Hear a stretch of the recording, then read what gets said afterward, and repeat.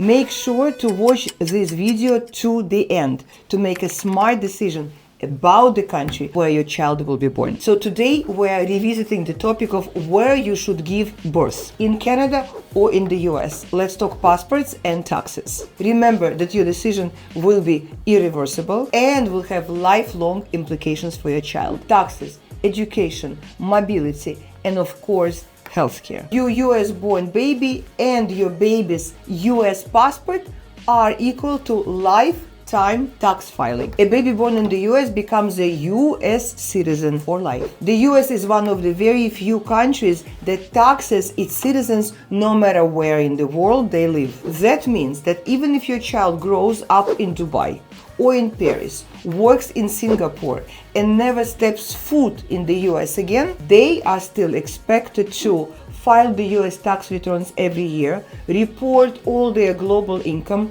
disclose foreign bank accounts, assets, pensions. Even if the grandma left them a house in Portugal, it has to be reported. This is called citizenship-based taxation. Yes, it starts the moment your child has reportable income. Could be at 18, could be sooner. With the technologies of today and the cross-border referencing, this rule is becoming more and more enhanced with every day. So therefore you should really give a very serious consideration about it. Some people may say, oh, if it gets too complicated, we will just renounce. Now let's be real. Giving up a US citizenship is not an easy task at all. Renouncing US citizenship comes with filing 5 years of US tax returns, possibly paying the exit tax, and paying a fee for the renunciation of the citizenship. As you can see, it's not a simple unsubscribe button at all. And now let's talk Canada. Canada uses residency-based